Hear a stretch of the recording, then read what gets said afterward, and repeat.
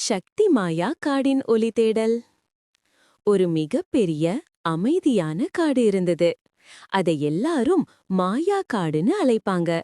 எதுக்கும் காரணம், அந்த காடுல இரவு ஆனாலே நிறைய மேஜிக் நடக்கும். அங்க ஒரு குட்டி முயல் வாழ்ந்தது. அதுக்கு பெயர் லில்லி.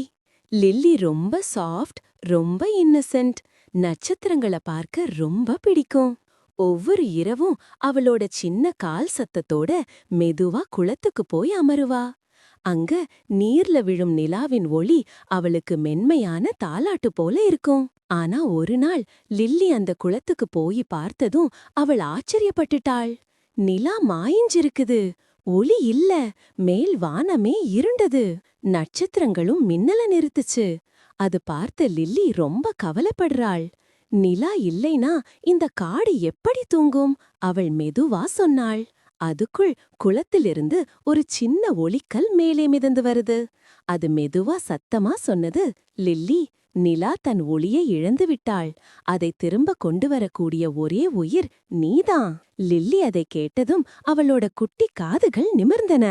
நான் நான் எப்படிங்களா? ஒளிக்கல் சிரிச்சது.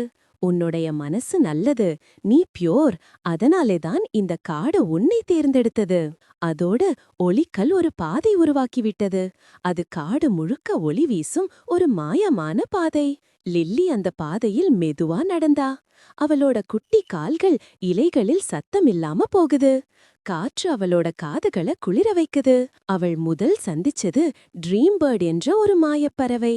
அதோட இறகுகள் முழுக்க மின்மினுக்குது. அது சொன்னது, லில்லி, உண்மையான ஒளி இதயத்திலிருந்து தொடங்கும், அடங்காம தொடர்ந்து போ. அடுத்து அவள் ஒரு பெரிய மெதுவா நகரும் ஆமையை சந்திச்சாள். அது பெயர் க்ளோ.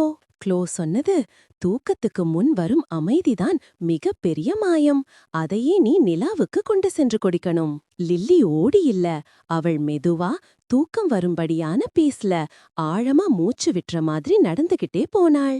அந்த பாதையின் கடைசியில ஒரு பெரிய பொன்னாக ஜொலிக்கும் மலர் இருந்தது. அது சொன்னது, லில்லி, உனக்கு தேவையானது ஒளி அல்ல, உன் மனசின் காம்னஸ். மலர் மெதுவா ஒளியை லில்லியின் மார்புக்குள் அனுப்பியது. அவள் உடம்பு முழுக்க வார்ம் ஆயிருச்சு, கண் சிமிட்ற அளவுக்கு ஸ்லீப்பி ஆகுற மாதிரி. அந்த காம் லைட்டை எடுத்துக்கொண்டு லில்லி வானத்தை நோக்கி பார்த்தாள். நிலா, நான் வந்துட்டேன். அவள் அந்த ஒளியை வானம் நோக்கி உயர்த்தினாள்.